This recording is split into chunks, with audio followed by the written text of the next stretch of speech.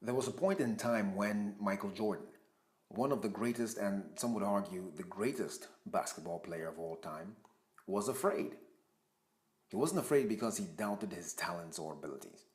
He wasn't afraid because the game intimidated him. He was afraid because he knew that somewhere out there, in some gym or on some outdoor court, there was someone better than he was. There was someone who would show up any minute and overshadow him. He was afraid that he wasn't the best. He might have been afraid of that person in high school or at university in Chapel Hill, or maybe when he first got into the NBA. But here's the point I want to make.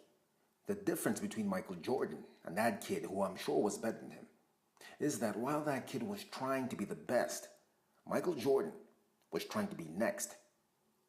This thing I'm talking about has to do with passion. It has to do with drive. It has to do with a deep why. It has to do with something you would gladly commit your life to, even when no one's paying you to. Because if you have that thing that drives you, that moves and motivates you, that helps you come back again and again, then the worry of the day is not about being the best.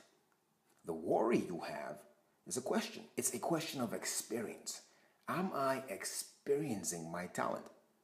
Am I using it well? Am I enjoying my gift? Am I experiencing this thing to the fullest potential? That's what you focus on when you have passion that's real, when your why is deep, and when your dreams are a must and not a maybe. I never worry about being the best. I focus on being next. I want to be the next definition of what it is to do what I do. I want to be the next how-to that explains how I got what I got and how to win the way I won. How to live the way I lived. Jordan knew that. He knew what to do to be next. People like Jordan understand that talent and hard work will only get you so far. The rest is by what you're preparing for. What have you prepared for? You've prepared your skills, but what about your mindset? If you've got next, your mind is ready too.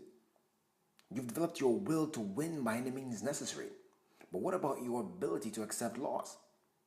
If you've got next, you welcome the unique perspective that losing offers. If you've got next, you're mastering the environment as well as your skill. You're the best ball player outside, but have you mastered gym rules?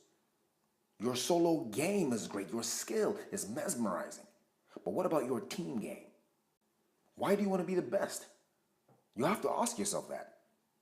You have to watch that, because I'll tell you this, some people's focus on being the best is their way of medicating their pain, their way of fighting their past, of quieting their demons.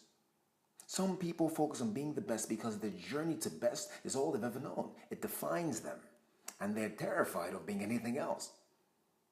I'm not saying that your focus on being the best is wrong. I'm saying focus instead on being next at what you do, because that's the path to greatness. When you're next, you get to define what it is to be the best. You get to define that. What is best is defined by whoever's next. You get to set the new bar. You get to lay the new rules out of how things are done. I watched a few kids play basketball a few weeks ago, and as one of them was shooting a jumper, he shouted, "Jordan!"